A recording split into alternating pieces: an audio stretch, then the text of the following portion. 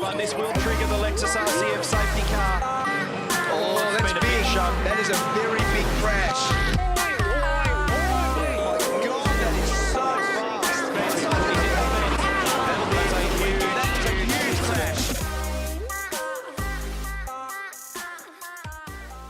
Safety cars breed safety cars. Pit lane. Okay, restart time. Puts it in the hands of Shane Van Gisbergen in the acceleration zone. Look at them all spread out. They go in search of their own piece of real estate. They bump and grind and push and shove. And now they've got to come all back together again for turn one. Jason Bright over and up and into the wall. Oh. That started with Slade down the inside. Okay. And then watch car 47 just pushes across. And it doesn't take much for Garth Tander just to lean on the front left-hand side of Jason Bright. It's that secondary impact that's the worry there with the wall, and it got right up on the top of the debris fence. This is Lee Holdsworth's view. Oh, that was the big crunch that he... Okay, so he got hit by Scott Pye and a few others. His tyre protected and then gets into the debris fence where they're going to have a big nightmare trying to resolve getting this car back in shape. Fortunately, where the massive load has actually taken place in terms of the final part of the crash, Neil, it was actually against the tyres there. That's taken some load away from that. And that's a tonne and a half. Yeah. It's a tonne and a half in the air there. It's just been tossed around like a toy car. They're bumping. They're bumping along the straight. He wasn't in front of the control line. This is a great move by Van Gisbergen. He's going to get this done. He's played the card. He's run early. He's bumped him all the way down the straight, and he's out-muscled him. Great move, Shane Van Gisbergen. We were somewhat mystified, wondering what was going on, and it's still going on, and he's turned him. McLaughlin has turned Van Gisbergen at turn 2. No, so McLaughlin was definitely on his own there. Yep. So he'll be at strive. He'll go to the back because there's heaps of gap there. And that's the damage. Right, yes. So they all pop up. That was the secondary. Listen, Mark Winterbottom. They've been very aggressive on the restart. Down here at turn 14, Rick Kelly gets spun around by Jason Bright. Severe damage to the other Jack Daniels. Look at the damage on the front. Tander. Damage on the front. Look at the front of Todd Kelly's car. You won't even be able to see out of that at the moment. Looks like a spaceship. That's a huge amount of damage. Clearing all this lot, letting him get on with it's pretty important for him. So we're seeing a clear demonstration of the pace that Van Gisbergen's got, but look at the nonsense back here. And round goes Cam Waters at turn 9. Now, who got him at the end? Because he's been bumped. Although I didn't understand the Caruso spin, I understand that's got to be contact.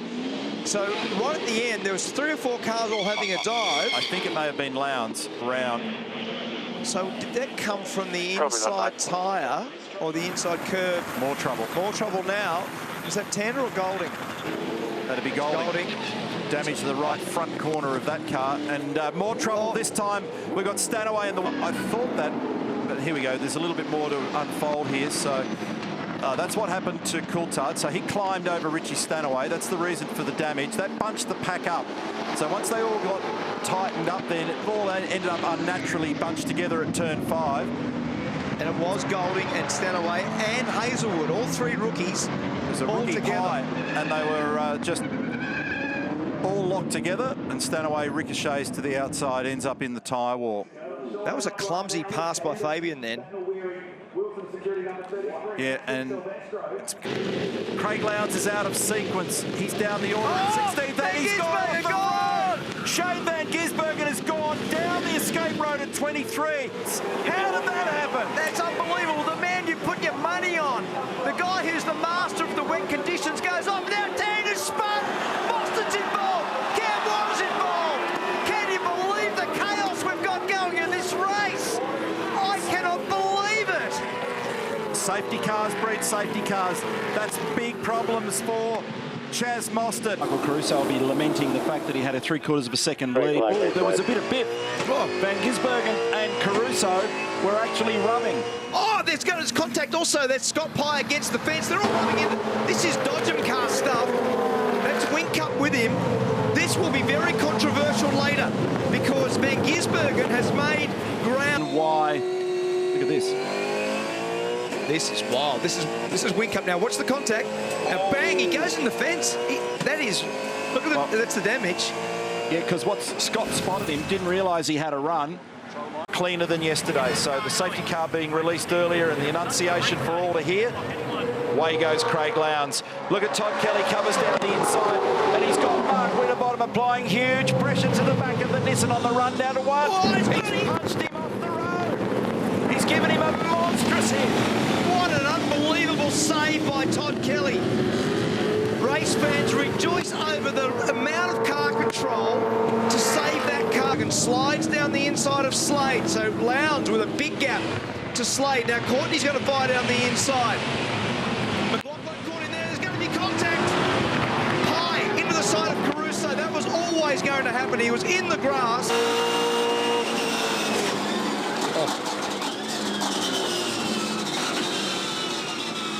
Very heavy contact, and it's basically put them both out of business. Reinforcement out of that section of the road. So anyway, the problem is that it's dangerous, and as Neil pointed out, you know, the first thing that we've got to do in this sport is to make sure safety-wise. Excuse me, Mark, sorry, we've got a problem. Someone's gone straight into the wall down here. It's Luke Yilden. He went straight off and straight into the wall. Sorry, Scafey. It looked as though it was situation normal. Andrew Thompson goes, no dramas, and heads off, and Luke Yilden just went straight ahead. Had no turn in that car whatsoever. Cold tyres. It's probably locked a brake. Can't stop it.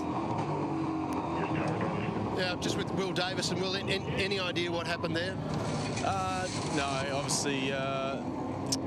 He wants to make the move as soon as he can. So Whincup takes the lead. Reynolds has a look on the right-hand side. They go charging in contact. The two HRT cars are involved. Also Will Davison and Craig Lowndes. It's a mess up there at turn 6. And it's not finished yet. Be a good half dozen cars that'll bear the bruises of all that. Well managed. Have a look at what happens down here at 1. So they're all jinking, and I think it's because James jumps to the left of Rick. And I don't reckon he knew that Van Gisbergen was necessarily down there. Wow. And Bright, remember, together with a look at Van Gisbergen down the inside. He's virtually in the grass, and Courtney runs with them. Bright's out wide in no man's land. He's going to spin. He's off the road, Bright, and round goes Courtney. He clobbers one of the Fujitsu cars as well, and on it goes. Both, because Bright was able to go wide. That bump at the front has upset Courtney and turned. Fighting, and it's on again.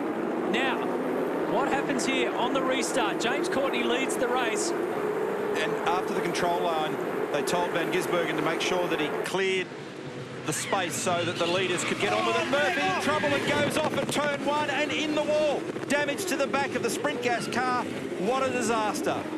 He will be so angry with himself with that. He did a good job to get Here at the start. Now, keep your eye on car number 7. Todd Kelly, he rounded up one of the cars in between that acceleration zone and the control line. Now, you're not... The slow-mo replay down at turn 2, and Garth's on the dirt. He launches the AMG car up onto 2 wheels with a massive shunt, and on the outside of that is the green car, David Reynolds. And the time they get to turn 1. Oh, there's going to be contact here. Manages to get on safely. And then he got whacked. Slade off into the fence, lost it backwards. That was clumsy. And there's Courtney, a lot of damage to the front of the HRT car. Can all that stuff be retrieved and grabbed out of the way? Hopefully it can, so we can keep racing. Oh, big trouble here. Percat makes massive contact with Reynolds, and off they go at 7. I'll tell you what happened. David Reynolds leant on Nick Percat. Percat went off on the inside of the track. So the FPR car goes down on the inside, finds the dirt. We thought it was going to be okay, so it was Winterbottom, sorry, it is Mostert. He gets collected by Courtney. Slade's in there as well. By this time... Set was talking to Percat to try and get an understanding of what needs repairing. So it didn't look on that angle as though Davey Reynolds